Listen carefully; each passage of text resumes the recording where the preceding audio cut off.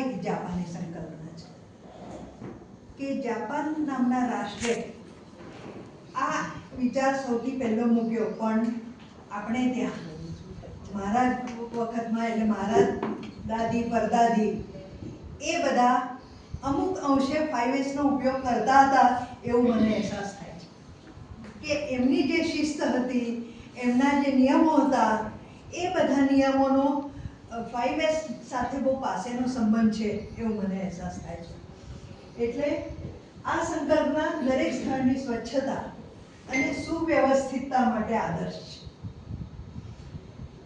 સ્વચ્છતા અને સુવ્યવસ્થિતતાના 5 તબક્કા છે અને એસ પરથી શરૂ થાય છે આ બધા જાપાની શબ્દો.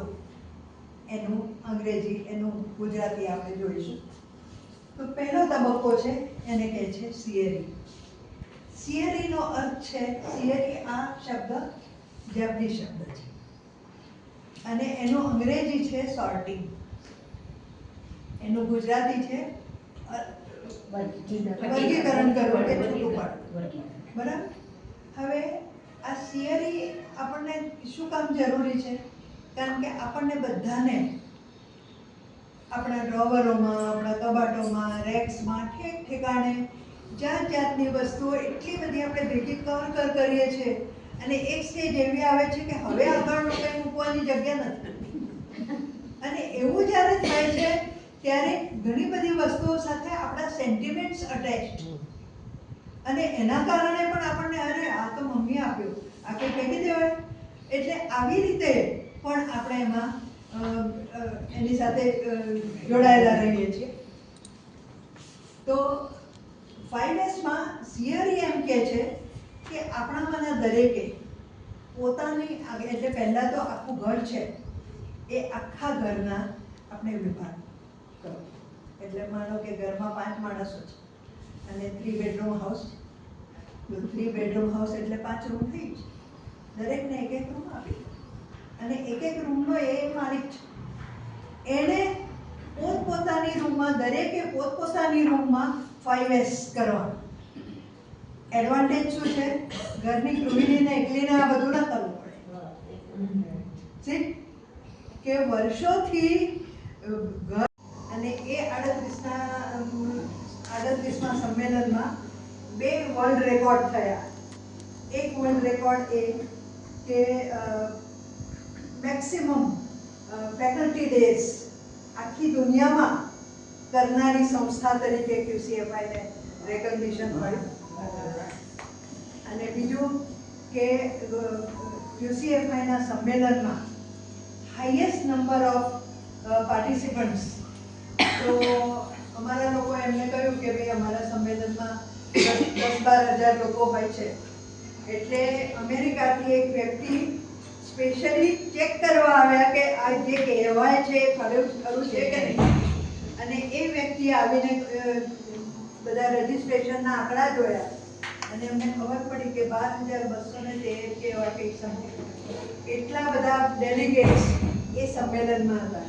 એટલે આટલા બધા ડેલિગેટ્સ જ્યાં હોય એ એવા 38 સંમેલન પૈકીના 37 સંમેલન જોનારી આ દેશનું એકમાત્ર. વાહ વાહ. એટલે મને ખૂબ મજા આવે છે કે, અને એને મને હજી કાર્યરત રાખી છે કે જે કામ તમે એન્જોય કરવા લાગો છો પછી એ કામ તમને છોડવાનું મન નથી થતું. એટલે એ કામ મને બહુ જ પસંદ છે.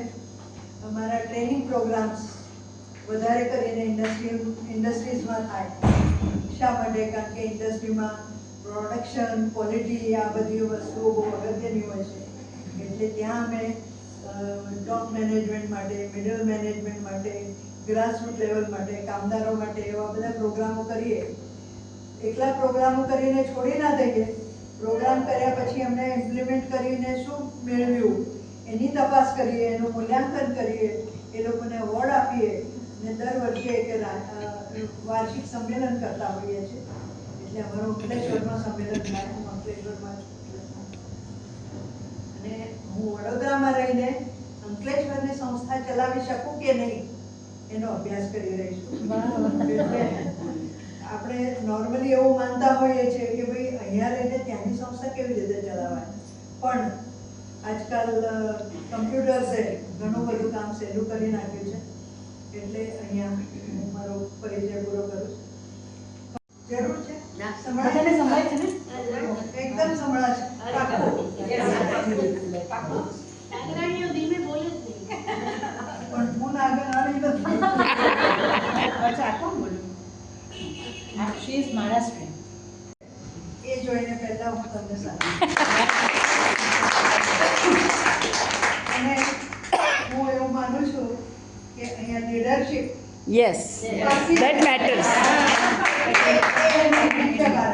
Yes.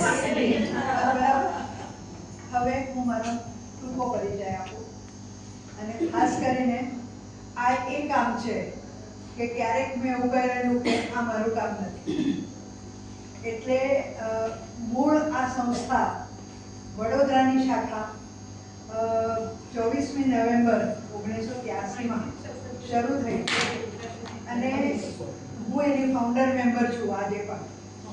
અને એ સંસ્થા શરૂ થઈ ત્યારથી અત્યાર સુધી અમે એવું અહેસાસ કર્યો કે આ કામ એક બહુ વ્યક્તિનું સમય કમિટમેન્ટ માંગી લે છે. એટલે પહેલા જે ગ્રુપ હતું એ ગ્રુપમાંથી કેટલાક લોકો છોડીને જતા રહ્યા. પછી મને હેડક્વાર્ટરના લોકોએ કહ્યું કે ભાઈ તમે આ જવાબદારી લો તો કંઈક થાય. અને મેં કહ્યું કે સાહેબ સોરી, મારી 3 દીકરીઓ સ્કૂલમાં ભણે છે, એટલે એમનું સ્કૂલિંગ, હાયર એજ્યુકેશન, મેરેજીસ, એટલે મારી આખી સિરીઝ છે કામની. એટલે સોરી, મારી પાસે આ ટાઈમ નથી. અને એક સમય એવો આવ્યો 10 જુલાઈ 1988 અને ત્યારે મારે એક નિર્ણય લેવો પડ્યો કે ફાઉન્ડર એક્ઝિક્યુટિવ ડાયરેક્ટર વડોદરા આવ્યા અને એમને કહ્યું કે મેડમ હવે તમારે આ કરવું પડશે. મારા ફેમિલીના મેમ્બર્સ એમણે મને બહુ સ્ટ્રોંગ સપોર્ટ આપ્યો. એમણે કહ્યું કે સુધા તું આ કામ કર, કારણ કે આ દેશના ઉત્થાનનું કામ અને એ આપણે કરવું પડે. અને 3 દીકરીઓ ભલે સ્કૂલમાં હતી પણ એમણે કહ્યું કે મમ્મા તને જે કંઈ અમારી પાસે કામ કરાવવું એ કરાવજે, પણ તું ક્યારેય અમારે નિરાશ ના થઈશ. અને એ રીતે આ કામ મેં લીધું. આ કામ 42 વર્ષથી કરું છું. ઓહો, ઓહો. એટલે 37 વર્ષની હતી ત્યારે આ કામ હાથમાં લીધેલું અને 36 વર્ષની બધી પ્રિસાઇઝ. અને હવે હું I'm 78. Oh, God bless you. અને હકીકતમાં જેણે મારા જન્માક્ષર બનાવ્યા એને બહુ સ્પષ્ટ રૂપે લખ્યું છે કે વિદેશ ગમન સંભવતું નથી. હવે આટલું સ્પષ્ટ જન્માક્ષરમાં લખાયા પછી આપણે તો એનો વિચાર જ કરવાનો ના હોય. પણ મને આનંદ થાય છે તમને કહેતા કે અત્યાર સુધી 15 આંતરરાષ્ટ્રીય તકો મળી. વાહ વાહ. અને શરૂઆત થઈ મોરેશિયસથી કે મોરેશિયસના લોકોએ 4 વખત બોલાવી. ત્યાં હું પોલિટ સર્કલ નામનું એક શાસ્ત્ર, એ પણ જાપનીઝ છે, એના માટે મને બોલાવી. એ પછી એના પછી UK, France, Switzerland, China, Dubai, Nigeria, London, આવા બધા અનેક મોકા. અને એ મોકાએ મને એ શીખવ્યું કે જે તમારા ભાગ્યમાં નથી હોતું એ તમારું કર્મ તમને અપાવે છે.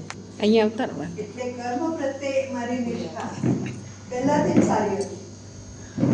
અને એના ખાસ ક્રેડિટ મારે મારા માતા પિતાને આપવી પડે, કારણ કે એમણે મને કર્મનું મહત્વ સમજાવ્યું અને કર્મ યોગીની તરીકે હું આખી જિંદગી જીવી છું. એટલે કર્મથી આપણને શું શું હાસિલ થઈ શકે છે એનો મને અહેસાસ થયો. આજનો વિષય આપણો ખાસ મહત્વનો છે, એટલે હું આઈ એમ કટિંગ શોર્ટ. પણ રાષ્ટ્રીય સંમેલનમાં અવોર્ડ લેવાનું કામ, અવોર્ડ લેવાની તકો આ કામે આપી. એમાં ટી.એન. શેષાંક, ગોડ હરિસિંઘાનિયા, ચંદ્રબાબુ નાયડુ, ડૉક્ટર આર.સી. અગ્રવાલ અને આવા ઘણા બધા મહાનુભાવોના હસ્તે રાષ્ટ્રીય સંમેલનમાં પુરસ્કાર લેવાની એક તક આ કામે આપી છે. અને હમણાં recently icon of QCFI A award લઈને હું ગ્વાલિયરથી આવી. 27મી ડિસેમ્બરે એ કાર્યક્રમમાં આઇકોન ઓફ 2 ઓક્ટોબરે.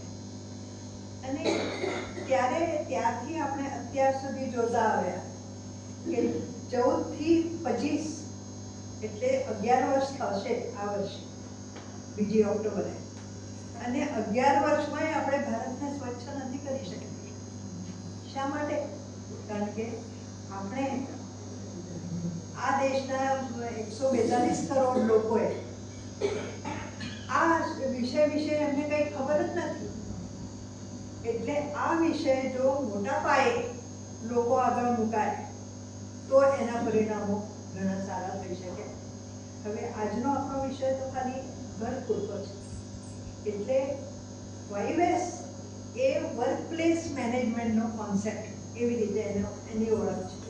એક લાઈનમાં કેવું હોય 5S વિશે, તો it is a workplace management concept. હવે દરેક વ્યક્તિને માટે વર્કપ્લેસ તો છે જ. ઘરની ગૃહિણી માટે એનું ઘર એ workplace. Hospital, hotel, bank, school, colleges, જેટલી જગ્યાએ માણસો કામ કરે છે એ બધી જગ્યાએ વર્કપ્લેસ મેનેજમેન્ટની જરૂર છે. અને માટે 5S એ આપણા બધાનો કોન્સેપ્ટ છે કે આપણે બધાએ એના વિશે જાણવું ઘટે. માણસ અભાવિતપણે વસ્તુઓ ગમે ત્યાં મૂકી દેતો હોય છે. એક્ઝામ્પલ તરીકે આપણા ચશ્મા, મોબાઈલ, પેન, ચાવી, આવી બધી કેટલીક વસ્તુઓ એક દિવસ ટીવી પર, બીજા દિવસે ડાઇનિંગ ટેબલ પર, ત્રીજા દિવસે રાઇટિંગ ટેબલ પર, અને જુદી જુદી જગ્યાએ આપણે એને ગમે ત્યાં મૂકીએ. અને એ મૂક્યા પછી આપણને યાદ નથી રહેતું કે છેલ્લી ક્યાં મૂકેલી. અને પછી અરે મારા ચશ્મા ક્યાં છે, મારા ચશ્મા ક્યાં છે. હવે ચશ્મા જોવા માટેના ચશ્મા ક્યાંથી આવે? વાત કરી કે ને કે ચશ્મા શોધવા માટેના ચશ્મા ક્યાંથી આવે? અને મોબાઈલમાં તો તમને એક સગવડ છે કે એકના મોબાઈલ પરથી તમે બીજાની ઘંટડી વગાડશો તો એટલીસ્ટ તમને ખબર પડે કે મોબાઈલ ક્યાં છે. પણ આવી રીતે રોજ જુદી જુદી જગ્યાએ મૂકવાની એક ટેવ અથવા એનો સ્વભાવ, એના કારણે પણ ઘણી સમસ્યાઓ થતી હોય છે. એટલે 5S એવું કહે છે કે place for everything and everything in its place. દરેક વસ્તુ માટે પાક્કી જગ્યા અને દરેક વસ્તુ એની જગ્યા. હવે અહીંયા તો આટલી બધી બહેનો છે કે જેમને એમનું રસોડું એ 5S કરેલું જ હોય છે.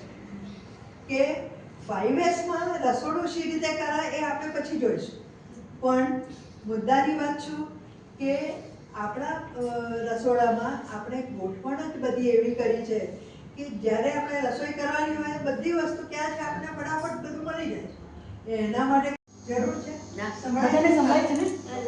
એકદમ સંભળાશે.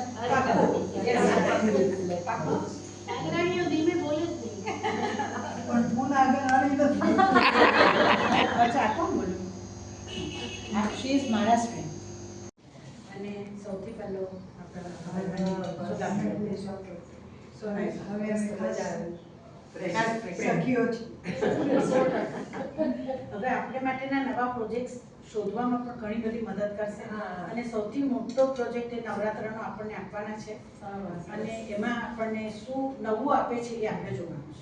એટલીસ્ટ નેક્સ્ટ મંથ જેમ તમે આ 5S કર્યું ને, તો એવું કોઈ પ્રોજેક્ટમાં અમારું ઇન્વોલ્વમેન્ટ હોય દેટ વી કેન ડુ.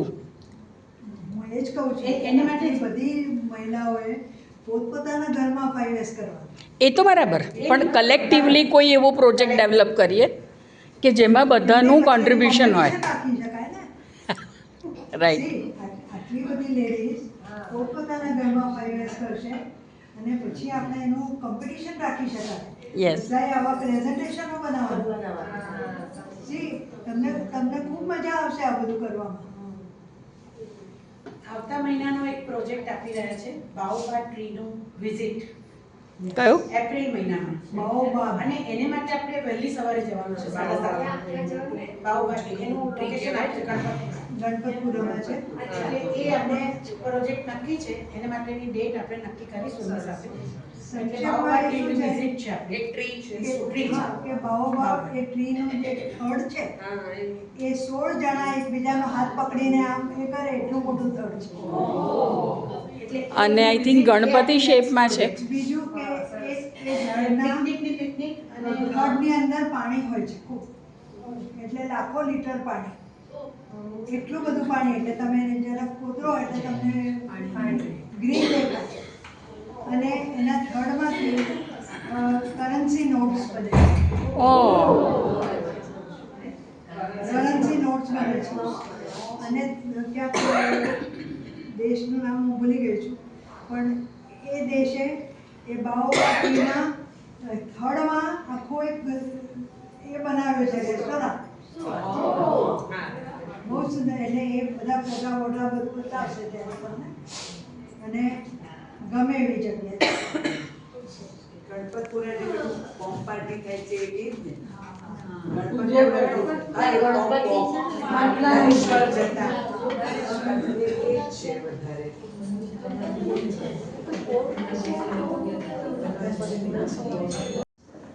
એ શું છે?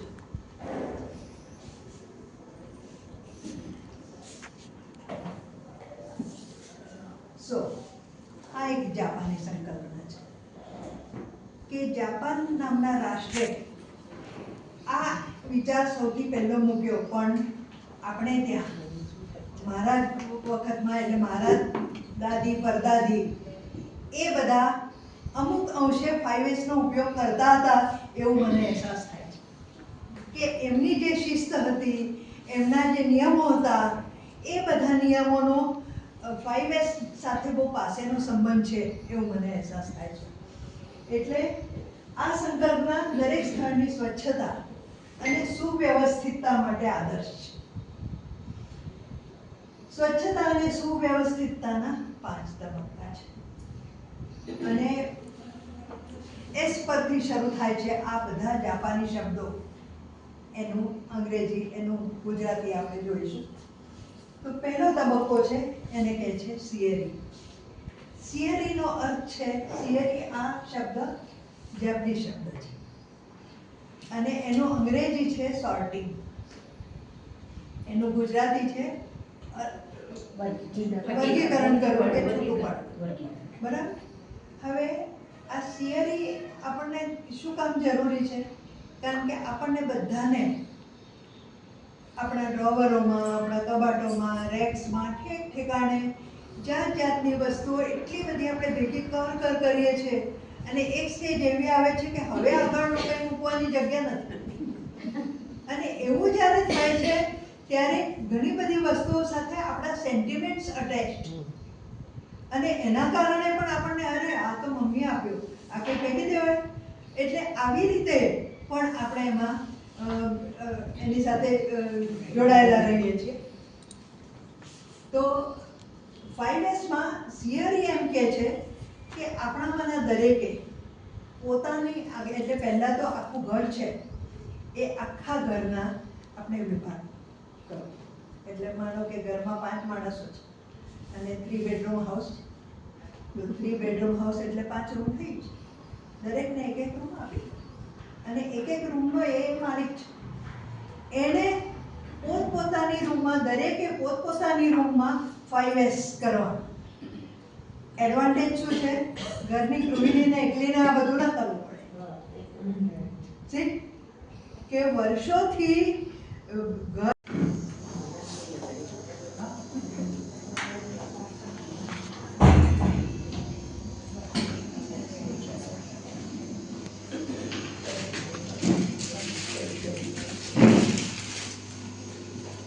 એક મિનિટ. સરપ્રાઈઝ. સો નાઇસ. યે 8th March વુમન્સ ડે.